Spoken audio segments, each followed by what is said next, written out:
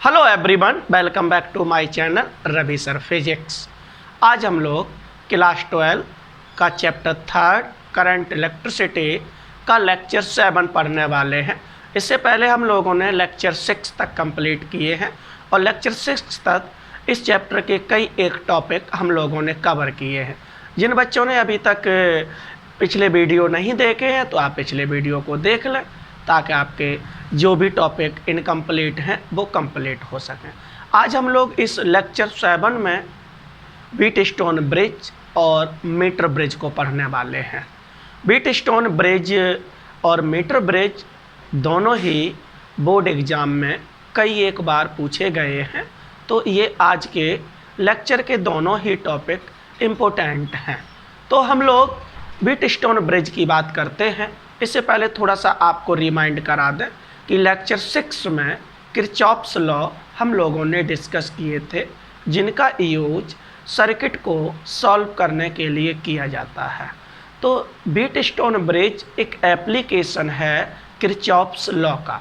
Means Kirchhoff's law का use करके एक टेक्निक का बना करके तैयार की गई, किरचॉफ्स लॉ का यूज करके एक टेक्निक को बना के तैयार किया गया और उस टेक्निक की हेल्प से अननोन रेजिस्टेंस को आसानी से फाइंड कर सकते हैं।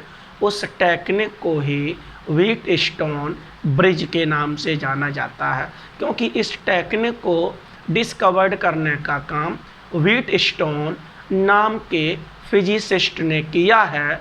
इसीलिए उन्हीं के नाम पर इस टेक्निक का नाम रखा गया है और इस टेक्निक को व्हीटस्टोन ब्रिज बोला गया है। तो आपके समझ में आ गया होगा कि ये एप्लीकेशन है किरचॉफ्स लॉ का। दूसरी बात, ये टेक्निक है जिसका यूज अननोन रेजिस्टेंस को फाइंड करने के लिए किया जाता है। यहाँ हम लोग डिस्कस करने वाले हैं और हमने यहाँ पर हेडिंग भी डाली है, व्हीटस्टोन ब्रिज क्या है। जो मैंने बताया है भाई, लिखा हुआ है an arrangement of 4 resistors used to determine one of these resistors in terms of the remaining 3 resistors. एक ऐसी टेक्निक जिसमें 4 रजिस्टेंस कनेक्ट होते हैं और उनमें से कोई भी एक रेजिस्टेंस को फाइंड किया जा सकता है बाकी के 3 रेजिस्टेंस के टर्म्स में। तो ऐसे अरेंजमेंट को ही व्हीटस्टोन ब्रिज के नाम से जाना जाता है। तो व्हीटस्टोन ब्रिज से अननोन रेजिस्टेंस कैसे फाइंड करते हैं, उसके लिए यह अरेंजमेंट एक फिगर से रिप्रेजेंट किया है।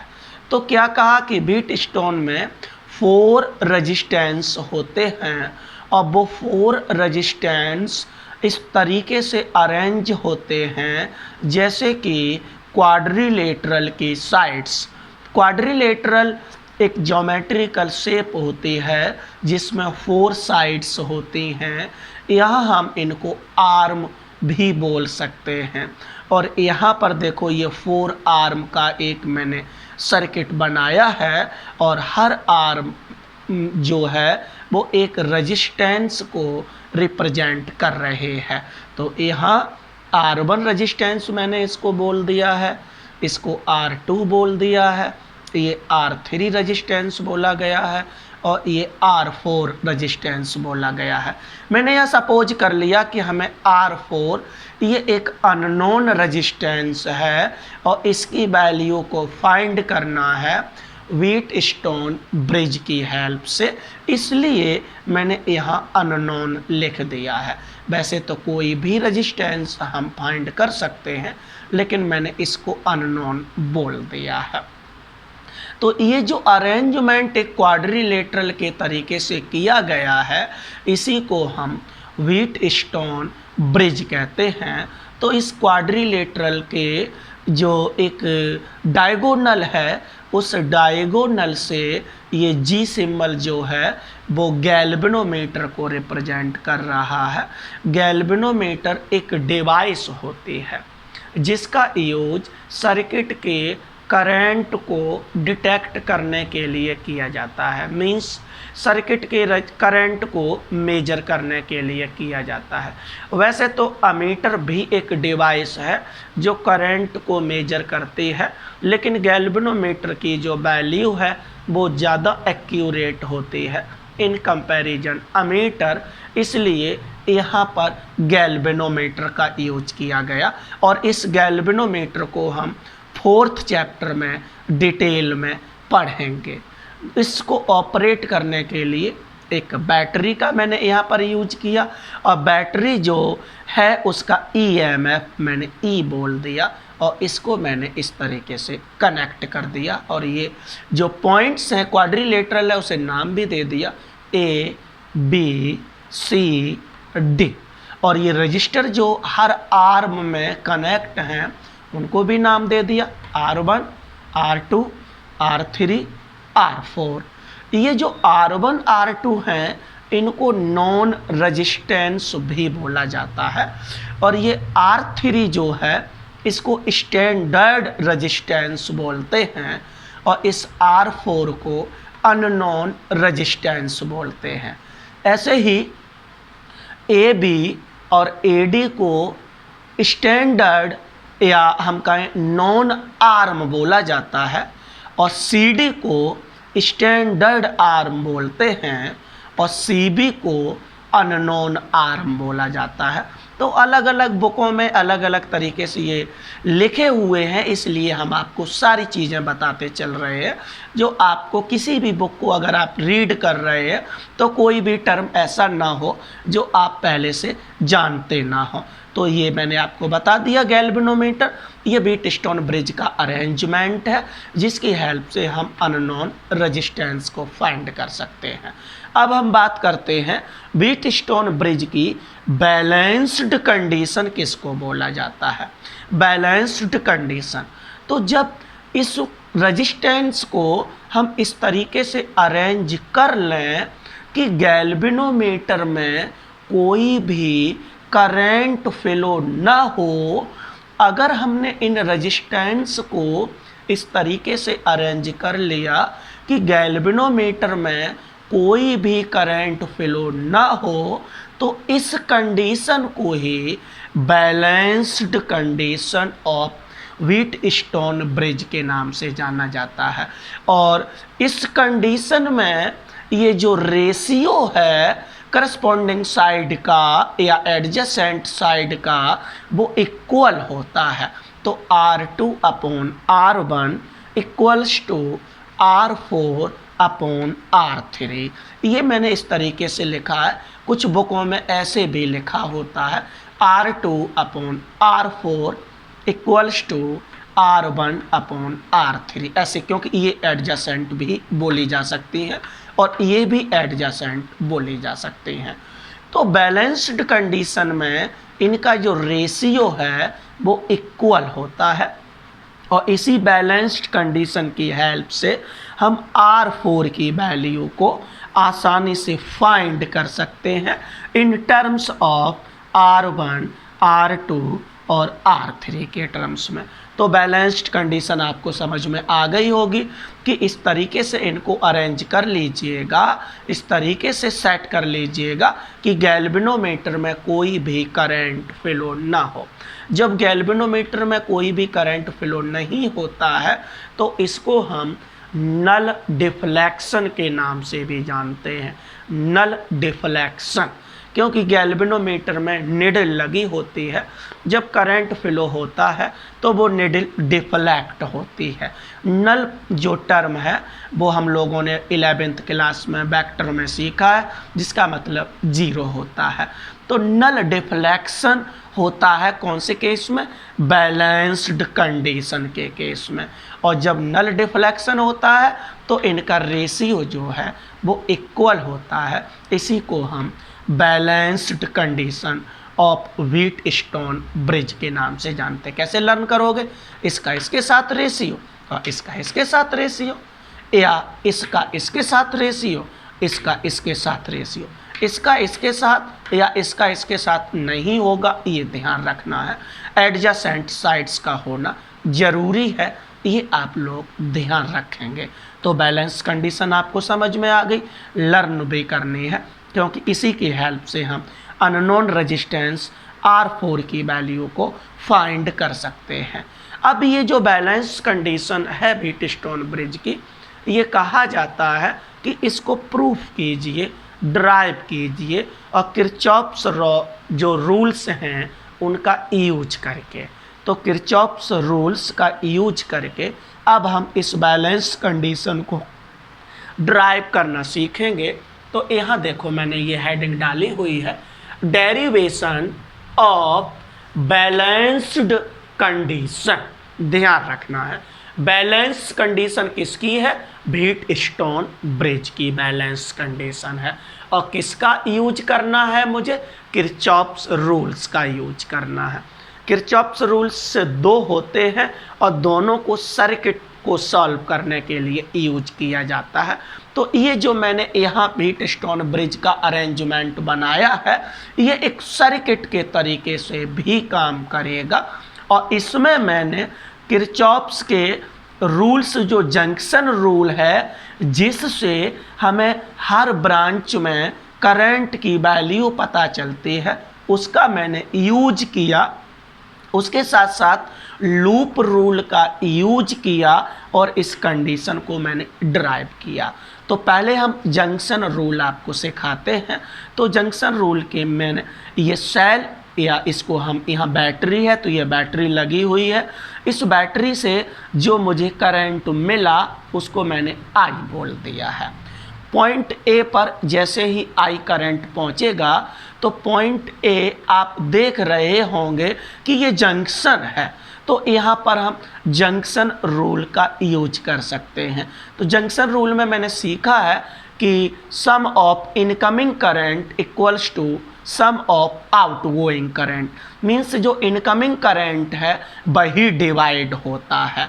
तो यहाँ पर ये जो आई करंट है वो डिवाइड हो गया और मैंने सपोज कर लिया कि ADR में या R1 के थ्रू करंट I1 फ्लो हो रहा है और R2 के थ्रू करंट I2 फ्लो हो रहा है। मीन्स I करंट जो है वो I1 और I2 में डिवाइड हो गया है। रेजिस्टेंस की वैल्यू अलग अलग है, इसलिए I1 और I2 की वैल्यू सेम नहीं होगी। अगर रेजिस्टेंस सेम होते तो I1 और I2 की वैल्यू भी सेम होती। ध्यान रखना है, ये I2 करंट जो है बढ़ते हुए जंक्शन B पर पहुंचेगा और फिर मैंने जंक्शन B पर जंक्शन रूल का यूज किया और सपोज कर लिया कि गैल्वेनोमीटर में जो करंट फ्लो हो रहा है, हम उसे I3 भी बोल सकते थे, लेकिन मैंने यहाँ IG बोल दिया है। ध्यान रखना है। तो R4 में कितना करंट फ्लो होगा तो हम यहाँ पर निकाल सकते हैं। इसमें से अगर इसको माइनस कर दिया जाए तो ये पता चल जाएगा। कैसे? क्योंकि sum of incoming current equals to sum of outgoing current, तो इनका अगर सम करेंगे तो वो I2 के इक्वल ही होगा। तो R4 के थ्रू कितना करंट फ्लो हो रहा है? I2 माइनस IG बोल दिया। इसी तरीके से यहाँ से फ्लो हो करके करंट I1 जंक्शन D पर मिलेगा और गैल्वेनोमीटर के थ्रू करंट फ्लो हो करके IG मिलेगा और ये दोनों करंट मिल करके आगे R3 में फ्लो होने लगेंगे। तो जंक्शन रूल से मुझे मालूम है कि R3 में फ्लो होने वाला करंट I1 प्लस IG होगा। और इसी तरीके से पॉइंट C भी एक जंक्शन रूल के तरीके से काम करेगा। तो इस जंक्शन मतलब जंक्शन पॉइंट या जंक्शन को जंक्शन रूल यहाँ पर अप्लाई करेंगे तो इन दोनों का सम ही इसमें फ्लो होगा। तो सम करोगे तो कितना मिलेगा? I1 प्लस I2, और ये I1 प्लस I2 किसके इक्वल होगा? तो यहाँ से पता चल रहा I के इक्वल होता। तो जंक्शन रूल का यूज करके हर आर्म या हर ब्रांच में कितना करंट फ्लो हो रहा है वो मैंने यहाँ पर पता कर लिया है। अब हम लोग यहाँ पर किरचॉफ्स लूप रूल का यूज करेंगे, या उसको हम किरचॉफ्स वोल्टेज रूल भी बोलते हैं। तो किरचॉफ्स रूल मैंने यहाँ पर अप्लाई किया, तो देखो यहाँ लिख भी दिया, we apply Kirchhoff's loop rule. कल में सिखा चुके हैं। जो बच्चे इस वीडियो को पहली बार देख रहे हैं वो लेक्चर 6 का वीडियो देख लें, क्योंकि इसका लेक्चर 6 का जो वीडियो उसका लिंक इसके डिस्क्रिप्शन बॉक्स में दिया गया होगा, आप वहाँ से इसको देख सकते हैं, जिससे आपको ये पता चल जाए कि किरचॉफ्स लूप रूल को यूज कैसे करते हैं। तो लूप रूल को यूज करने के लिए मैंने लूप के नाम भी दे दिए हैं, AD, BA and CB, DC। आप देख सकते हैं यहाँ पर, तो AD, BA, CB, DC ये मैंने अपने लूप कंसीडर किए हैं। आप चाहो तो किसी भी तरीके से नाम दे सकते हैं। तो पहले हम किरचॉफ्स जो लूप रूल है वो AD, BA में अप्लाई करेंगे, फिर हम उसको CB, DC में अप्लाई करेंगे। तो अप्लाई करते हुए मैंने यहाँ इक्वेशन लिखा है, और मैंने यहाँ पर आपको बताया कि मैं यहाँ पर बैलेंस्ड कंडीशन को फाइंड कर रहे हैं।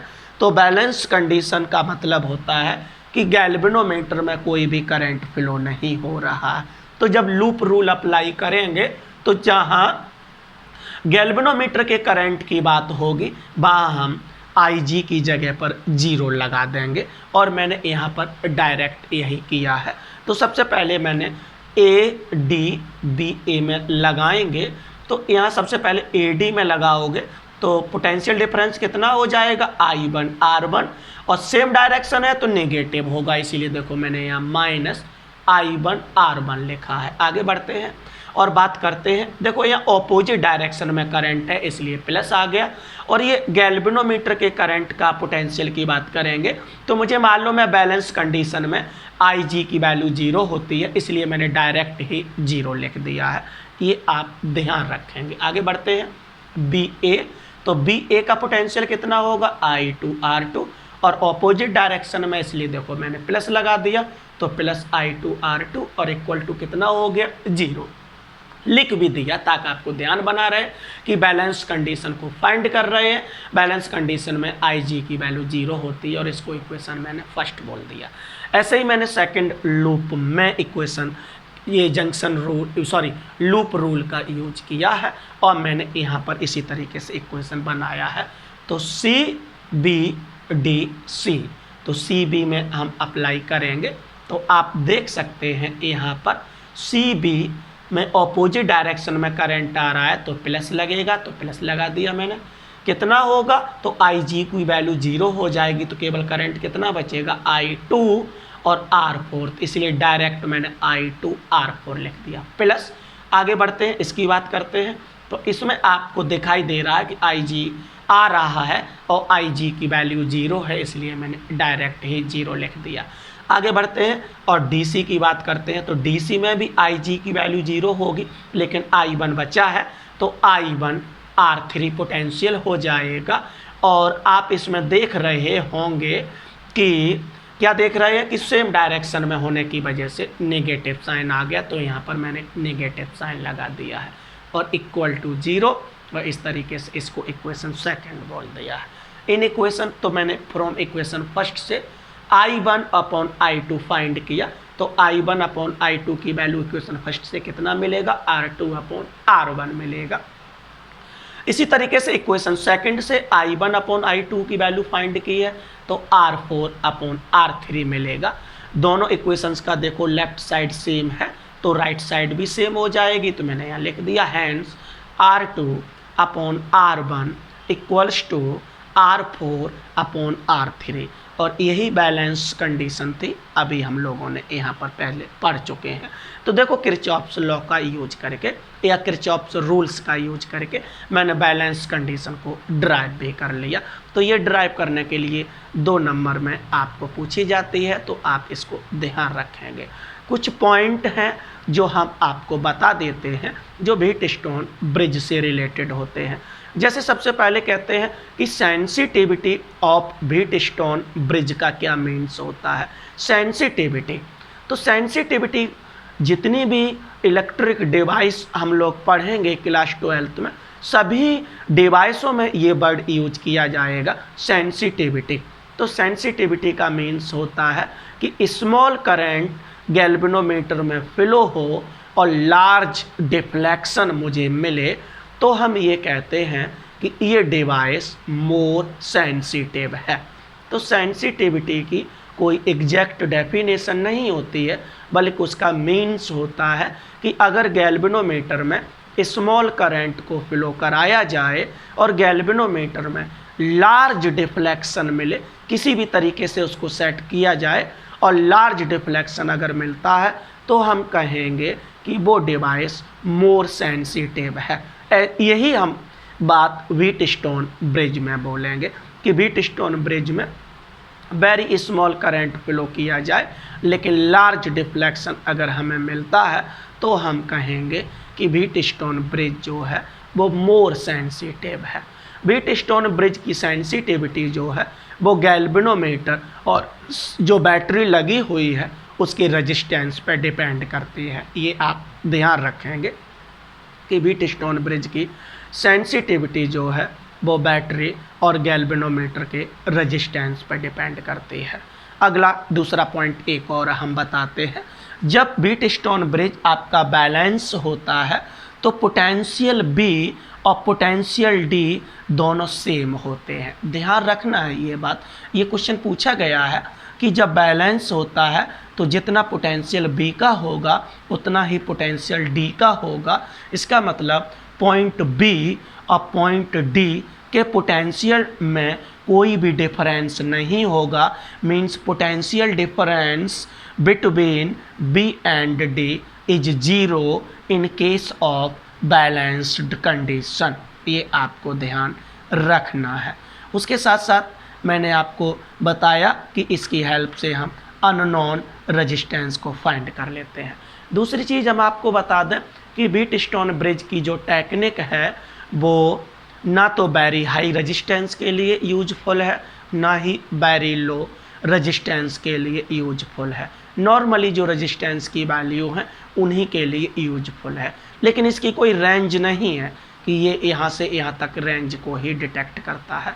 ये आप लोग ध्यान रखेंगे। एक और क्वेश्चन पूछा गया है कि अगर गैल्वेनोमीटर और बैटरी की पोजीशन को बदल दिया जाए तो नल डिफ्लेक्शन जो हुआ है उस पर क्या असर पड़ेगा, मीन्स बैलेंस कंडीशन पर क्या असर पड़ेगा। तो हम आपको बता दें, गैल्वेनोमीटर और बैटरी को अगर इंटरचेंज कर देते हैं तो उसकी बैलेंस कंडीशन पर कोई भी फ़र्क इफ़ेक्ट नहीं पड़ता है।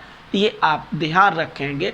ये NCERT में एक्सरसाइज में क्वेश्चन पूछा गया है कि अगर गैल्वेनोमीटर और बैटरी को इंटरचेंज कर दिया जाए तो नल पॉइंट पर क्या फ़र्क पड़ेगा। नो चेंज, उसमें कोई भी चेंज नहीं होगा। तो प्यारे बच्चों, व्हीटस्टोन ब्रिज को मैंने आप लोगों के सामने एक्सप्लेन किया है। उम्मीद करता हूँ कि ये आपको समझ में आ गया होगा। आप चाहो तो इसका स्क्रीनशॉट ले लीजिएगा।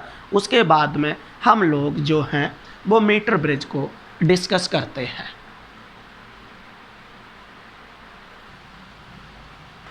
अब हम लोग मीटर ब्रिज को डिस्कस करने वाले हैं।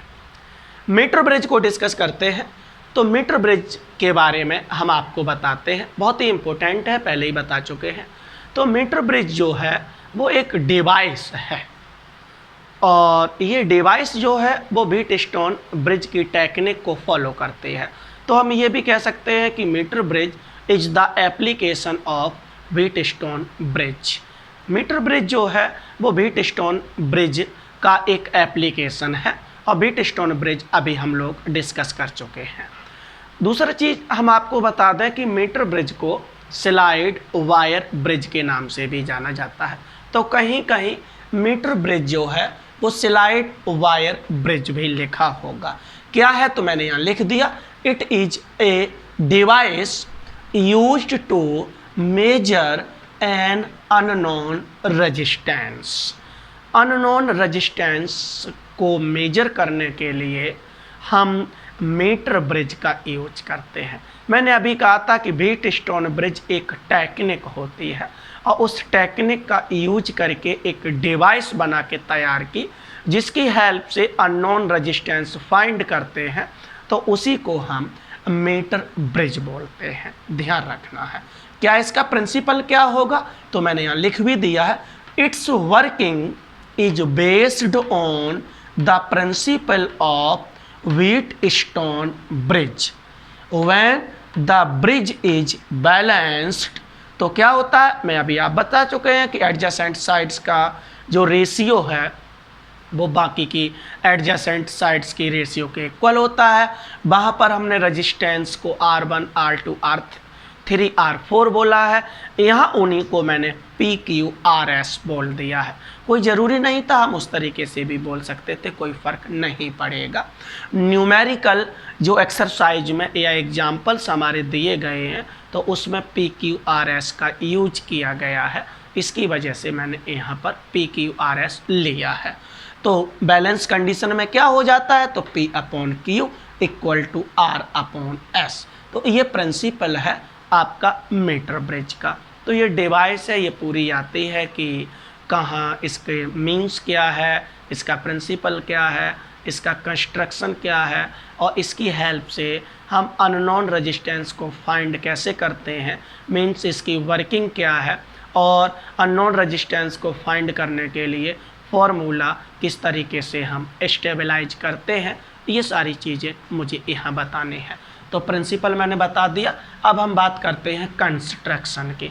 तो कंस्ट्रक्शन में हम आपको बता दें कि एलॉय का 100 सेंटीमीटर या 1 मीटर लॉन्ग एक वायर लगा होता है, एलॉय का बना होता है।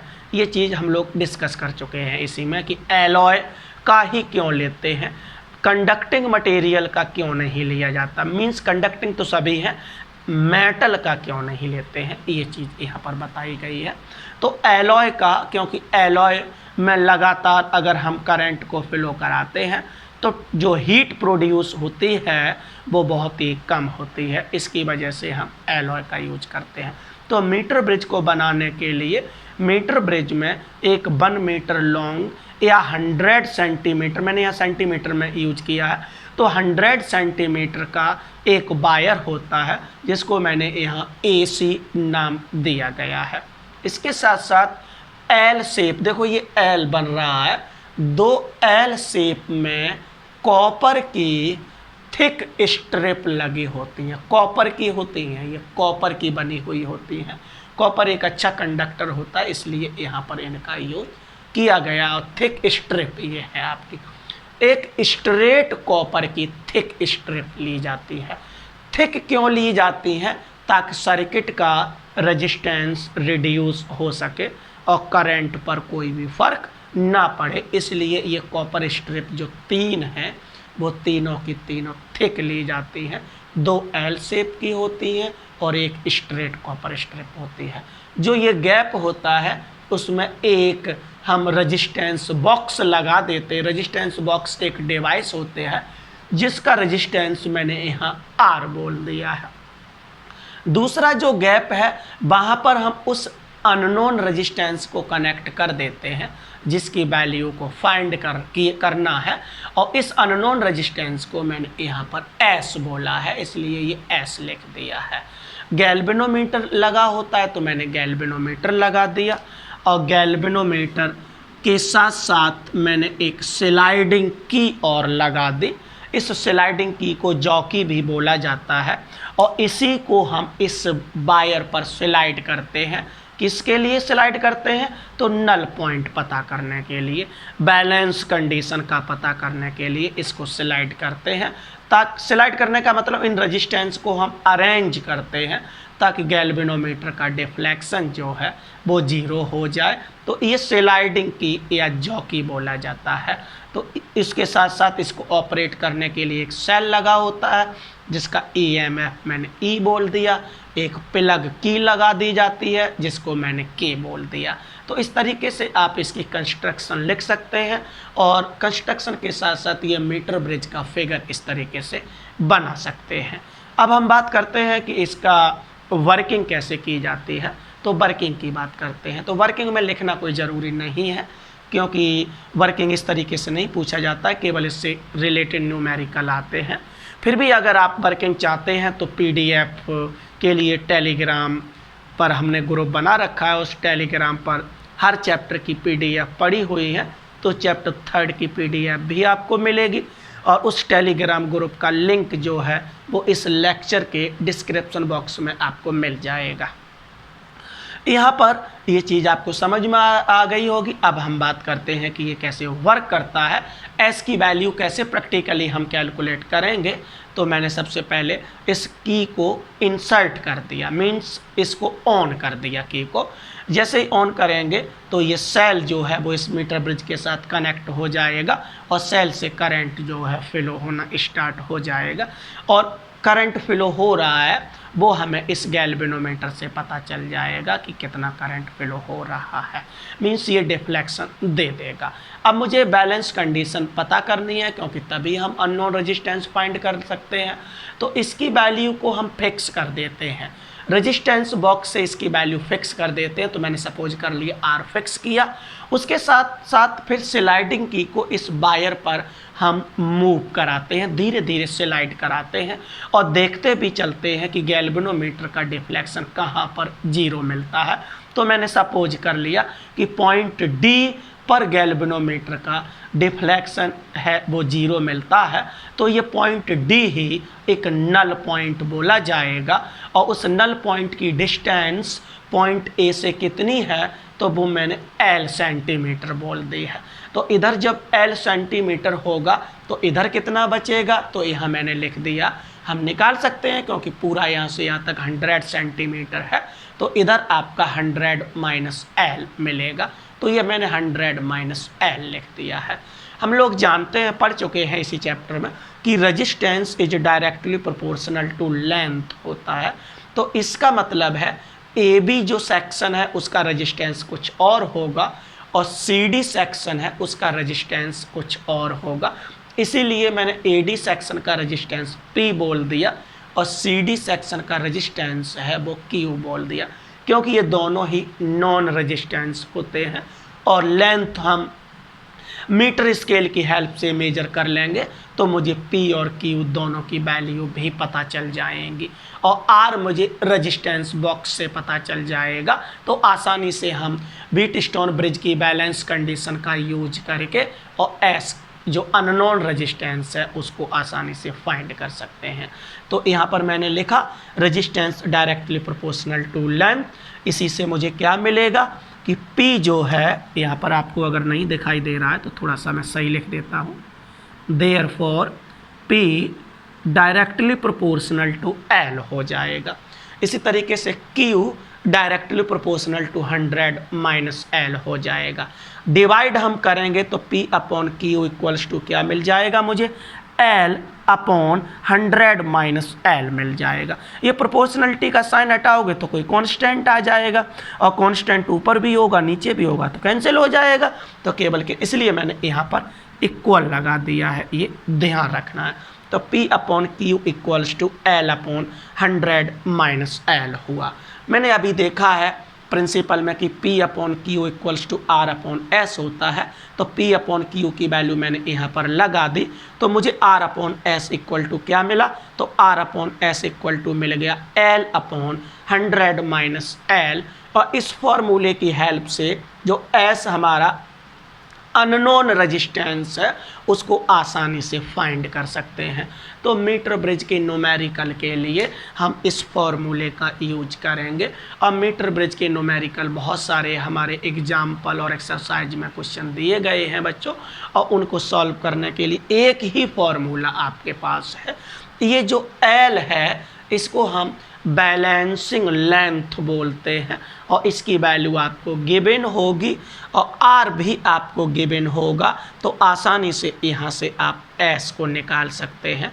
तो मीटर ब्रिज की हेल्प से अननोन रेजिस्टेंस निकालने का फॉर्मूला आपको याद रखना पड़ेगा, R upon S equals to L upon 100 minus L।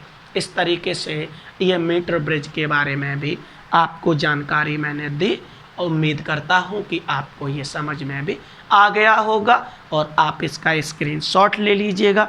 Numerical जो मीटर ब्रिज से रिलेटेड होंगे उनको हम लोग बाद में करेंगे, जब हम लोग एग्जाम्पल और एक्सरसाइज को डिस्कस करेंगे। आप चाहो तो इसका स्क्रीनशॉट ले लीजिएगा। Thank you for watching my video.